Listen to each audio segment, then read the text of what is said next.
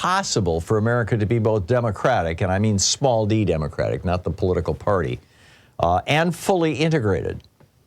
And, you know, frankly, I believe the answer is yes. You know, Chris Christopherson famously saying everybody's got to have somebody to look down on. And that's the problem. You know, the American experiment is basically facing a new test. Can we be a multiracial, multi-religious, multi-gender identity, society functionally and retain our democracy? How do we overcome this natural human tendency to self-segregate and to demonize the other? This is a real problem. I mean, we're seeing this particularly around race. And this is not an issue that's unique to the United States, by the way. Right now, race is tearing apart Israel and South Africa, for example. Multiple countries in Europe, because of Russia's bombing of Syria and our bombing of Iraq and Afghanistan, are dealing with major refugee problems, refugees who don't look like or pray like the Europeans whose countries they have ended up in. And this has caused Sweden, Italy, Hungary, Poland, and the UK all to have governments that flipped right wing, and the UK to even separate itself from the European Union through Brexit.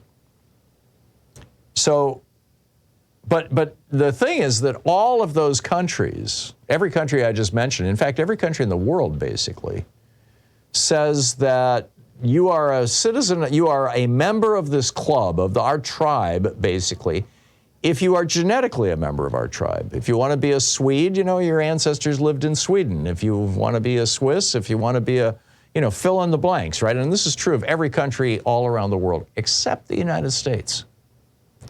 Joe Biden, when he was speaking at the G7 in 2021, he said, every other nation is based on ethnicity and geography. America is based on an idea, literally, not figuratively, an idea.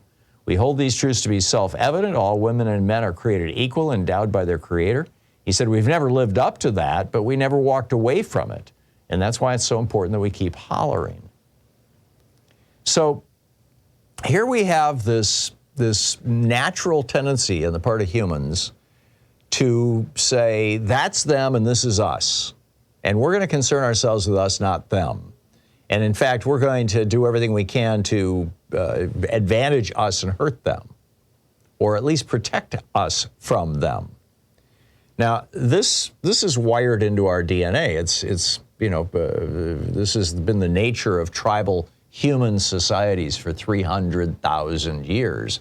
You read Graeber and Wingrove's book, The Dawn of Everything, you know, about tribal societies 100,000 years ago, 20,000 years ago, 5,000 years ago. And they were largely homogenous. I mean, they would interact with other nearby tribes to maintain genetic diversity, but only on a very limited basis and a very careful basis. And so how do we deal with this? Well, you know, people have basically, like I said at the beginning, Chris Christopherson's song, everybody's got to have somebody to look down on. How can we bring America together in a way that really is inclusive without going to war, essentially? I mean, the times that America has been most united have been the times that we were at war. Whether it was World War I, World War II, and the Vietnam War, of course, split us apart, as did Iraq and Afghanistan, because those were based on lies. But when there's a clear other out there, the Nazis are coming to get us, then, you know, America pulls together. Now, that's not to say the 1940s were a time of, you know, wonderful racial and religious harmony in America and great for gay people. They obviously weren't. But there was a greater sense of solidarity and unanimity, I think, that you know, can be used, that you could build on to create a pluralistic, egalitarian society. So if we're going to identify a them so that all of Americans can be an us, as happened during World War II, sort of, what or who should that them be? Now, here's the problem. If we say it's going to be China, you know, we're all going to protect ourselves from China. We're going to demonize China. Because China has, they're doing this thing to the Uyghurs, and they've taken our jobs, and they're threatening us in the South China Sea, and they're threatening Taiwan, and so let's use China. Well, if we make a decision, essentially, that China is the them and we're the us, what we're doing is setting up a war with China, and that's not a particularly good, productive, or useful thing to do. I mean, I'm not saying that we shouldn't be preparing, but I'm talking about basically the psychological warfare within the United States. So what could be a them? I'm proposing in this article today that it be a combination of two things that are not a specific group of people. One of them, I suppose, arguably is. One is climate change, that we say, okay, climate change is the it that we're going to defend ourselves against. And by the way, I've told the story before. I tracked it down this weekend when I was writing this piece. This was in the Christian Science Monitor back in 1985. And Ronald Reagan and Mikhail Gorbachev, the then premier of the Soviet Union, had a meeting in Switzerland, in Lake Geneva. And they went off to talk to each other privately. And as Jimmy Orr reported for the Christian Science Monitor, George Shultz said, he was talking about it, he says, well, somebody asked, a reporter asked, and he said, well, I wasn't there. And then Gorbachev stands up and interrupts. And he said, from the fireside house, President Reagan suddenly said to me, what would you do if the United States were suddenly attacked by someone from outer space? Would you help us? And I said, no doubt about it. And he said, we would too. So that's interesting, Gorbachev said to much laughter. In other words, an external enemy. If this is wired into humanity that we must have enemies, or at least others, why not make the other climate change? It is coming for us. It is at our doorstep. The weather weirding, we have more carbon dioxide in the atmosphere now than we've ever had in the history of the human race. And we also have more extreme weather right now than we've ever had in the history of the human race.